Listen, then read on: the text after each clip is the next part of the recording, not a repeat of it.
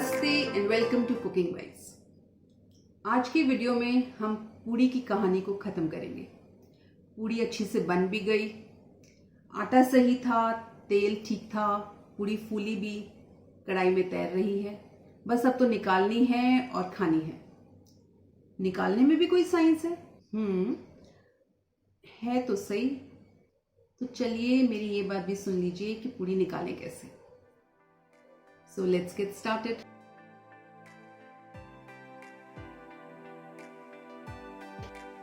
पूड़ी की कहानी हम कर इसलिए रहे हैं क्योंकि अनजाने में जो पूड़ी के साथ तेल अंदर चला जाता है या वेस्ट होता है उसे बचा सकें। तो पूड़ी निकाली तो 2-3 तरीकों से ही जाती है। कढ़ाई के साइड पे उसे कुछ देर रोक के या छलनी से उठा के टिश्यू नैपकिन पे रख के एक दूसरी बड़ी छलनी पर निकाल के। तो मैंने एक एक्सपेरिमेंट किया कि पूड़ी निकालते हैं तो कितना तेल साथ में आ जाता है। एक दूसरी कढ़ाई को गरम किया और पूड़ी निकाल के उस कढ़ाई पे टेक दी। आप देख रहे हैं छलनी के साथ कुछ तेल आ ही जाता है और जाली वाली छलनी के साथ ऐसा तेल कम आ रहा है।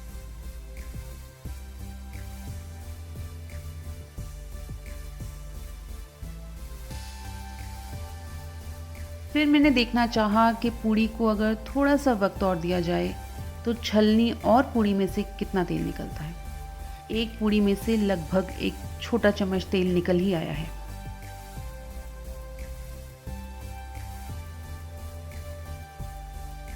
जरा सोचिए कि जब हम पूड़ी को निकालते हैं तो होता क्या है।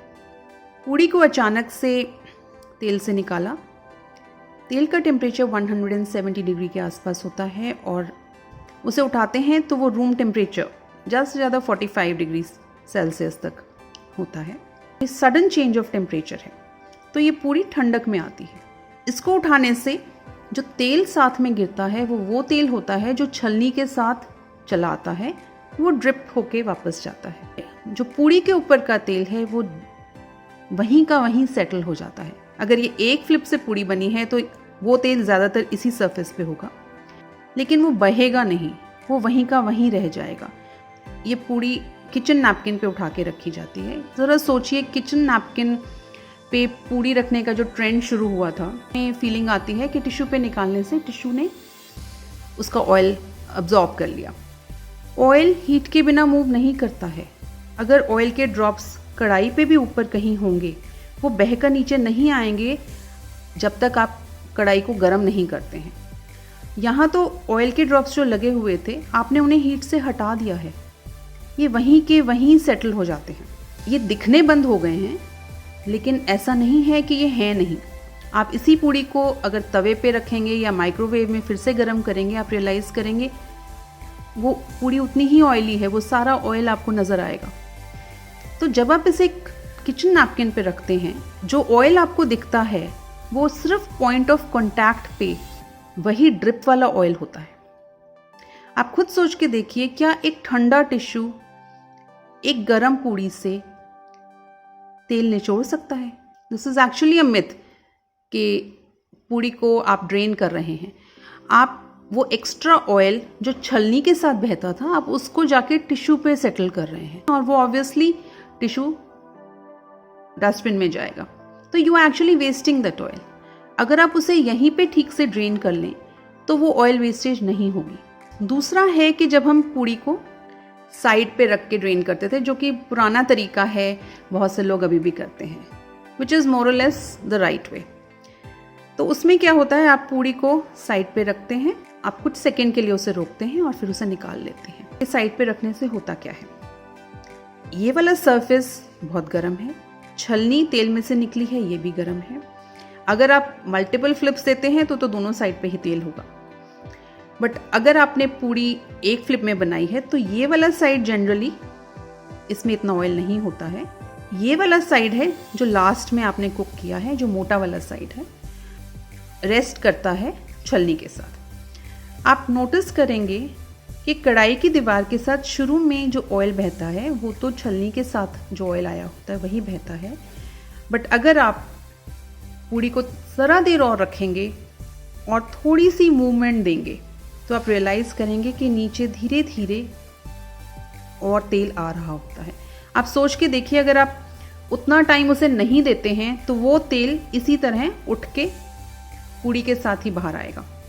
लेकिन जब आप उसे यहाँ टाइम दे रहे होते हैं तो वो धीरे धीरे ड्रेन हो रहा होता है। दैट इज़ बिकॉज यहाँ दोनों साइड से हीट मिल रही है, ग्रेडियंट मिल रहा है, ग्रेविटी की वजह से वो नीचे आ रहा है तेल। एंड ऑल्सो बिकॉज तेल थिक है, आप उसे थोड़ा सा हिलाते हैं तो वो मूवमेंट को फैसिलिटेट करते हैं। ऐसे करने से क्या होता है, आपकी ड्रिप वापस ऑयल में गई, आपकी पूड़ी से तेल भी निकल गया। So you don't and up wasting oil on a tissue paper, you don't and up wasting the tissue paper. एक और तरीका होता है जहाँ पे जब हलवाइयों के यहाँ पूड़ियाँ बनती हैं, समोसे बनते हैं, तो उनके यहाँ भी एक बड़ी सी छलनी पड़ी होती है जिसमें वो जल्दी से पूड़ी जो खूब तेल से निकल रही होती है यहाँ रख देते हैं। सोच के देखें, it is the same thing. जो यहाँ पे ऑयल आ रहा होता है पूड़ी के साथ, वो वही ऑयल होता है जो ड्रिप हो रहा होता है। जो पूड़ियाँ पड़ी रहेंगी वो हीट से परे हैं। ये बड़ी छलनी ज़रूर गर्म होती है क्योंकि इसके ऊपर बार बार तेल भी आ रहा है, ये कढ़ाई के ऊपर ही सेट की होती है, तो ये हीटेड तो ज़रूर होती है, पर इसमें से पूड़ी से ऑयल ड्रेन नहीं हो सकता। पूड़ी इसके ऊपर आ गई, जो छलकता हुआ ऑयल था वो बह गया, बाकी जो ऑयल है again because of temperature difference, पूड़ी गर्माइश से उठ चुकी है, रिलेटिवली कम टेम्परेचर वाले एरिया में आ गई है, इसके ऊपर जो तेल लिपटा होता है वो वहीं का वहीं रहेगा। जो ड्रिप हो रहा होता है वो एक्सेस ऑयल होता है, क्योंकि आप जल्दी जल्दी से उठा रहे हैं, तेल साथ में आ रहा है, वो वाला तेल गिर रहा होता है। तो इन दोनों तरीकों से, ऐसे या ऐसे, you are actually just draining the drip.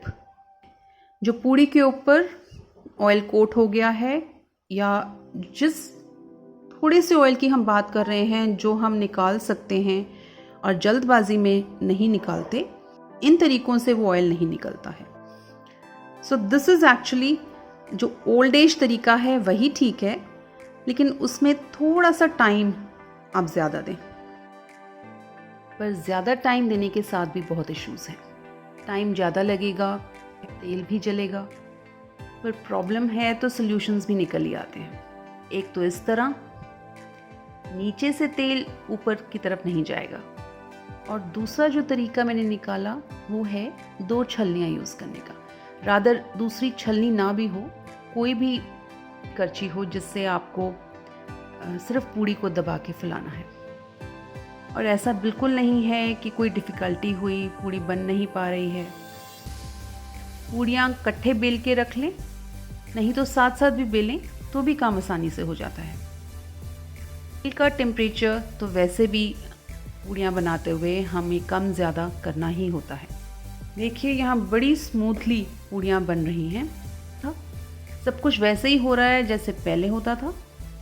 बस आप अपना दूसरा हाथ पूड़ी को फुलाने के लिए कुछ सेकंड के लिए यूज़ करते हैं।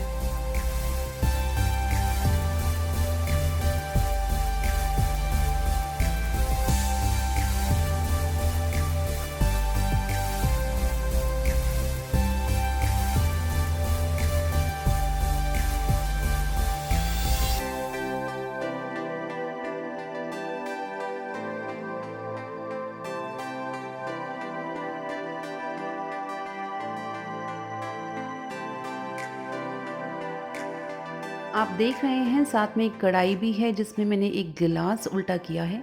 इस कढ़ाई को मैंने थोड़ा गर्म किया था। ये भी एक एक्सपेरिमेंट था कि अगर मैं सब कुछ ठीक से कर रही हूँ तो भी क्या पूड़ी से उतना ही तेल निकलेगा। लेकिन आप देखिए 4 पूड़ियाँ हैं और कढ़ाई में तेल सिर्फ नाम मात्र। बात तो सारी ये है कि पूड़ी खाएं तो डीप फ्राइड आइटम है, कुछ तेल तो अंदर जाएगा ही, लेकिन अनजाने में बहुत ज़्यादा तेल अंदर ना जाए। तो पूड़ी की कहानी इतनी ही है, आटा सख्त हो, तेल अच्छा गर्म हो, पूड़ी को एक फ्लिप ही दें और निकालते हुए थोड़ा सा पेशेंस रखें। अपना काम करने का तरीका शायद थोड़ा बदलना पड़े, पर इस तरीके से पूड़ी तेल कम लेगी और आपको शायद किचन नैपकिन यूज़ करने की ज़रूरत भी नहीं होगी। इस पूड़ी के सफ़र में बहुत सी चीज़ें मैंने भी सीखी, बहुत सी साइंस कुकिंग से रिलेटेड मुझे भी समझ आई, जो मैं आपके साथ आने वाले वीडियोस में ज़रूर शेयर करूँगी। पूड़ी बनाने के बाद जब कढ़ाई की तरफ नज़र डालते हैं तो कई बार नोटिस किया होगा कि जितने तेल से कहानी शुरू की थी, काफ़ी सारा तेल यूज़ हो गया है।